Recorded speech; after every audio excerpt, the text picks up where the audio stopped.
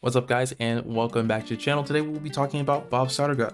This deck is probably one of my favorite decks to play from the set just because it's simple, its game plan is effective, and the new cards and the support make the deck feel a lot easier to play and a lot faster. This deck has almost single-handedly driven up all of the Dragon Empire staple prices and have caused people to buy out a lot of cards. We call that waifu tax, so I'm glad about my stuff really. But let's go ahead and get into it. We have 3 copies of Bavsargra in the main deck. Persona Right is super strong for this deck because while your rear guards do hit big numbers, it is kind of a power trip when you see your whole board hit plus 50k, and Persona Right really helps that. Also, against matchups where you're going to be using a lot of soul or they get rid of your soul, like the Seraph Purelight matchup, having your Persona Rights means that you can actually have soul to try to retire front row and push a crit in the late game. Because the crit is so important with this deck. Without the crit, it's just a 3 attack deck. So there's that. We also play 3 copies of Adarla. So I played this deck at locals this last weekend.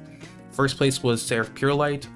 That deck profile will actually be in the description below. So if you guys want to check that out, go ahead and check it out. I ended up coming in second with this deck. I played 4 Adarla for that event. I don't think it's bad. I just think when you play a lower order count, you don't need 4 Adarla because it starts to clog the deck. This deck really benefits from having strong, aggressive grade 1s and grade 2s, so that way by the time you get to your Bavsargra turn with your double equipped, your opponent's at 3 to 4 damage, the crit becomes a lot more threatening, and your opponent really has to think about how they guard your board. So this is why we only play 3 Adarla. Next, we play 4 copies of Travis Scott, or that's what we'll call Travis Scott. Travis here. Travis is just really good. It helps you retire boosters that become a problem. So like in the mirror match, you can get rid of Trick Moons, assuming you think that they don't have the equipped. Otherwise, you can get rid of annoying boosters and things like that, or units that your opponent tries to tuck in the back to hide from you. So amazing card. It's your best grade 2 in the deck. Some builds only play Travis as their grade 2, and that's also fine as well.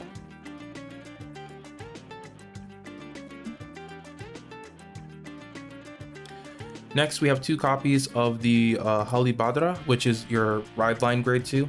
It's a 15k beater. Originally, I wasn't playing the 2. Instead, I had a 4th copy of Adarla and a copy of the gun because I wanted to have fun, but I decided to take the gun out today just because I wanted the list to be a little bit more streamlined for you guys.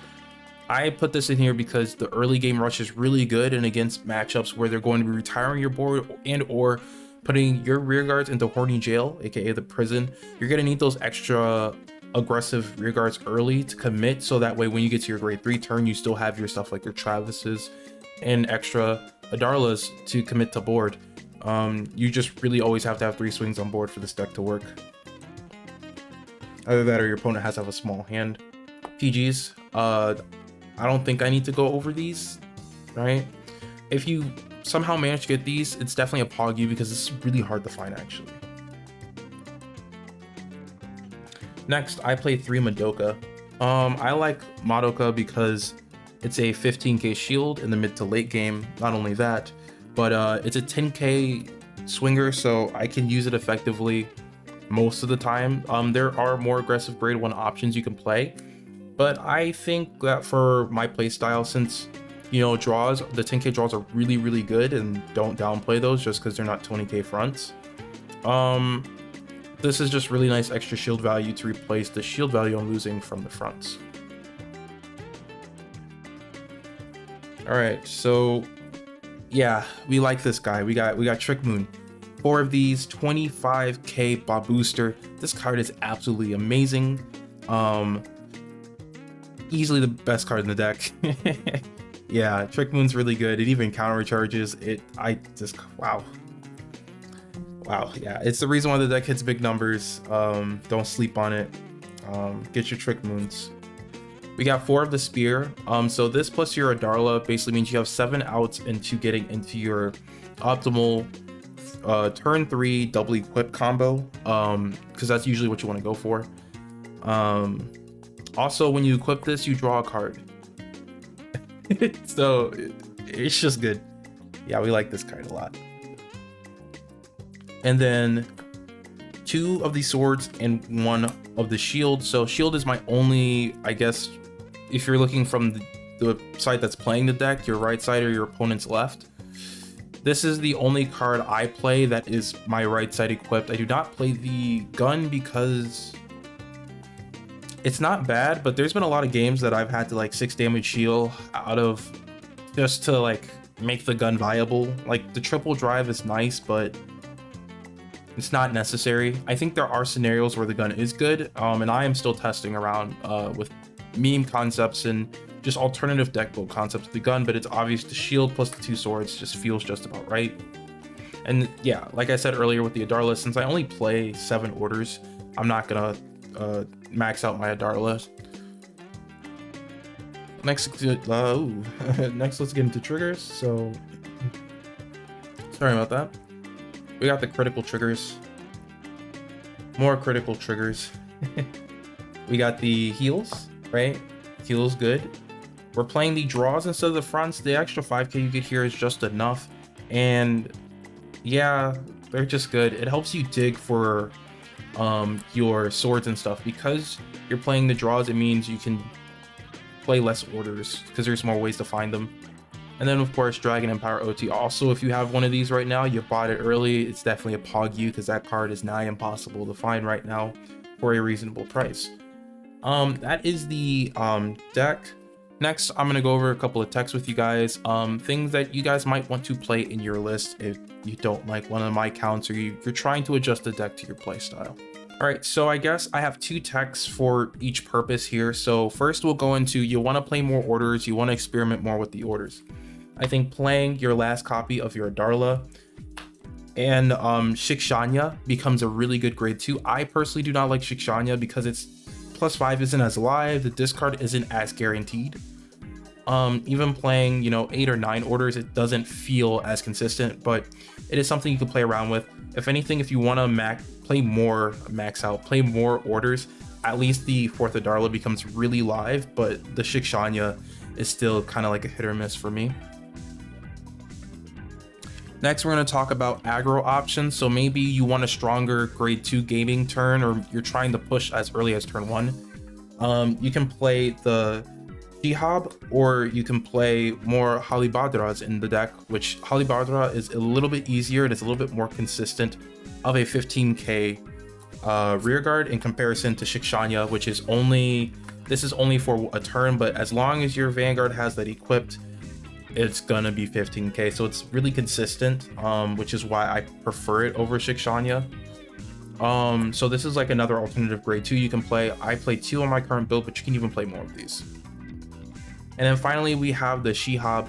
The Shihab is there as a early grade 1 pusher. Basically its skill, it's a 6k booster, keep that in mind, is when it's placed, this unit gets +5k, so it's 11k rear guard on the turn you play it.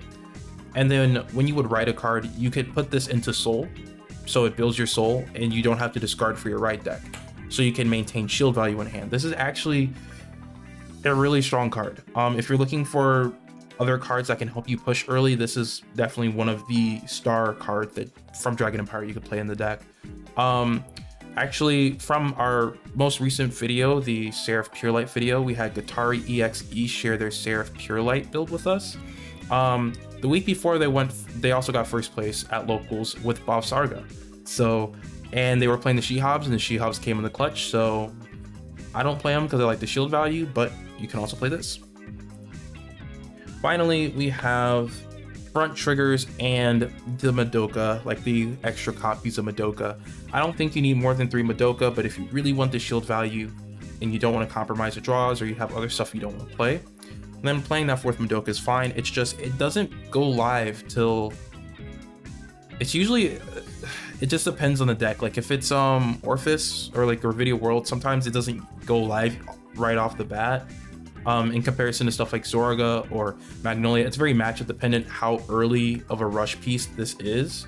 And oftentimes, because it's a 15k shield, when they have 8 cards in their drop, you don't want to commit this to board. It can be, it's a tug of war. Do I commit my shield value to push, or do I hold on to it and just call it back with by equipping an arm on my next turn? So that can be a little frustrating. Lastly, the front.